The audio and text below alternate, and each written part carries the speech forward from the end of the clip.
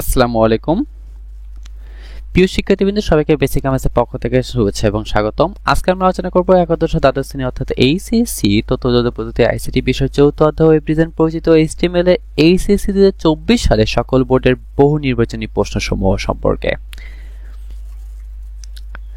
আমরা প্রথমে একটা উদ্দীপক রয়েছে, সেই উদ্দীপকে দেখতে হচ্ছে একটা প্যারাগ্রাফ ট্যাগ এবং একটা ইউ ট্যাগ অর্থাৎ আন্ডারলাইন ট্যাগ, তারপর ডিলিট ট্যাগ, তারপর এইচএসসি এক্সাম লেখা আছে, তারপর সেগুলো ক্লোজ করা আছে। উদ্দীপকের আউটপুট কোনটি হবে?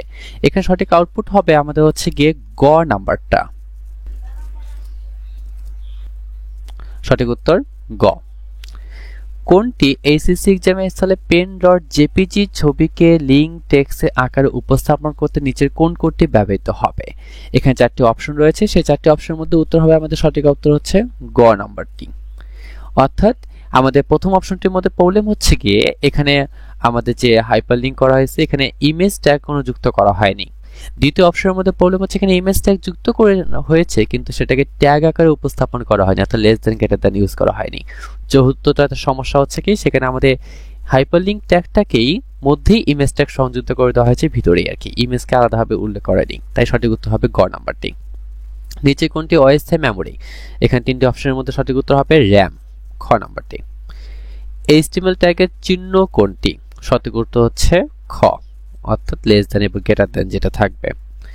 আমাদের এখানে দেখতে পাচ্ছি একটি হচ্ছে কোডিং দেওয়া আছে, সেই কোডিং এ ইউএল অর্থাৎ আনঅর্ডার লিস্টেড টাইপ সার্কেল দেওয়া আছে, তাই সার্কেল আমাদের উত্তর হচ্ছে সঠিক উত্তর হচ্ছে খ নাম্বারটি অর্থাৎ চতুর্থটি। নিচের কোনটি টেক্সট এডিটর? এখানে সঠিক উত্তর হবে নোটপ্যাড।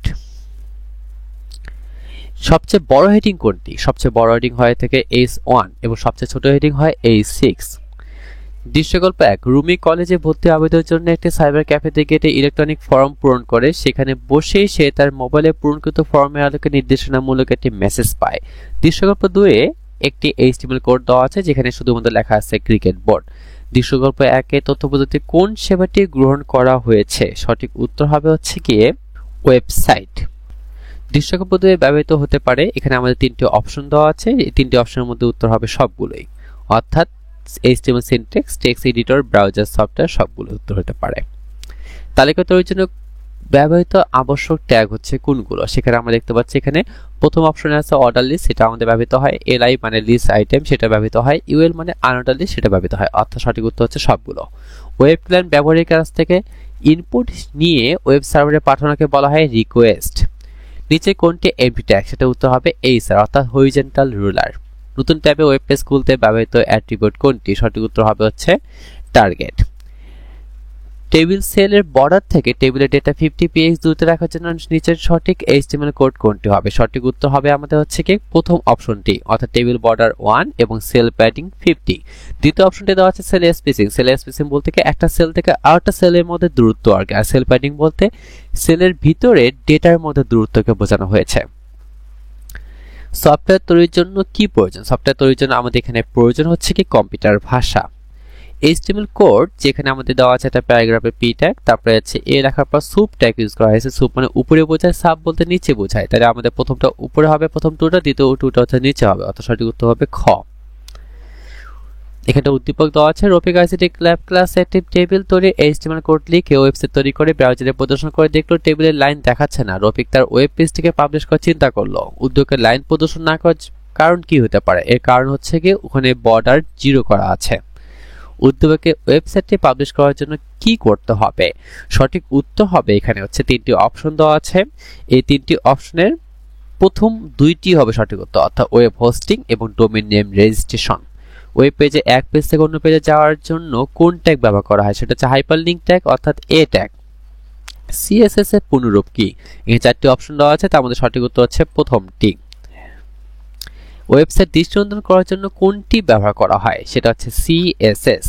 এখানে একটা উদ্দীপক দেওয়া আছে যেখানে আমরা দেখতে পাচ্ছি 1 2 3 4 দিয়ে সবগুলোতে এইচসিসি লেখা আছে, কিন্তু প্রথম এইচসিসিটা অনেক বড় এবং মোটা আকারে আছে, দ্বিতীয়টি তার চেয়ে ছোট, তৃতীয়টি আরেকটু ছোট, চতুর্থটি আরেকটু ছোট দেওয়া আছে। উদ্দীপকের 3 নং লাইনের লেখাটির জন্য সিনট্যাক্স কোনটি? এখানে এগুলো সবগুলো আসলে হেডিং দেওয়া আছে। এখানে আমাদের প্রথম হেডিংটার জন্য H1 ব্যবহৃত হবে সবচেয়ে বড় হেডিং, দ্বিতীয়টার জন্য H2, তৃতীয়টার জন্য H3, তারপর H4, তাহলে সঠিক উত্তর হচ্ছে আমাদের H3 অর্থাৎ গ নাম্বারটি। সঠিক HTML সেন্টেন্স কোনটি হবে? এখানে আমরা দেখতে পাচ্ছি প্রথম অপশনের মধ্যে এখানে আছে ক্লোজিং ট্যাগটি ভুলভাবে রয়েছে, দ্বিতীয় অপশনের মধ্যে ক্লোজিং ট্যাগটা এখানেও ভুলভাবে আছে, তৃতীয় অপশনে ভুল হবে। সঠিক অপশন হচ্ছে গ নাম্বারটি। এ ট্যাগের সাথে ব্যবহৃত অ্যাট্রিবিউট কি হতে পারে?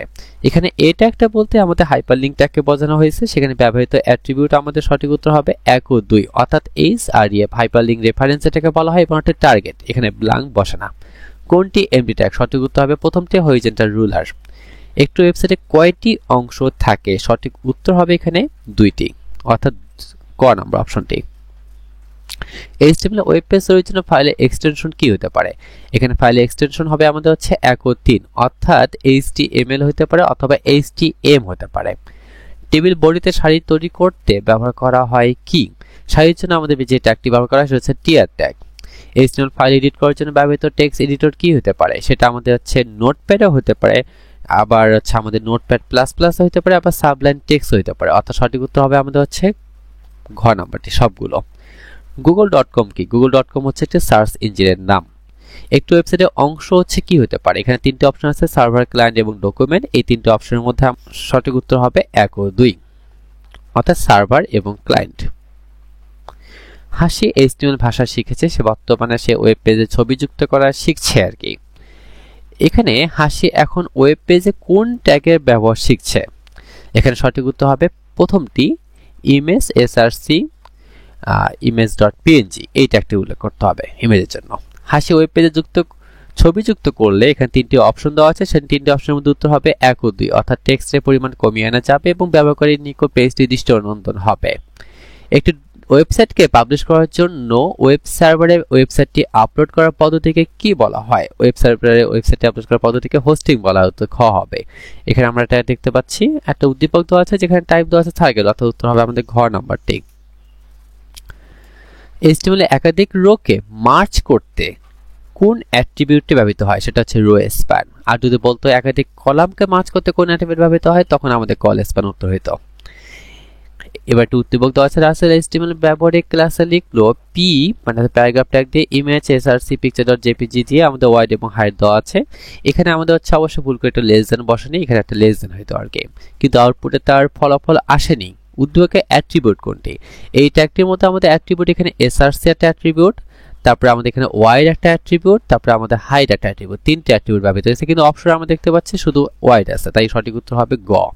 রাসেল সঠিক ফলাফল না পাওয়ার পিছনে কি কারণ হতে পারে? তিনটি এখানে কারণ উল্লেখ করা আছে, সেই তিনটি কারণের মধ্যে সঠিক উত্তর হবে আমাদের সবগুলোই। কারণ ব্রাউজারের নাম লিখতে ভুল করতে পারে, ব্রাউজার সাপোর্ট না করা, সঠিক লোকেশন ব্যবহার না করা, সবগুলোই আমাদের কারণ সঠিক হিসাবে হতে পারে। কোনটি টেক্সট ফরম্যাটিং এলিমেন্ট? এখানে টেক্সট ফরম্যাটিং এলিমেন্ট হিসেবে বলা হয় বোল্ড ট্যাগ, অর্থাৎ বি কে।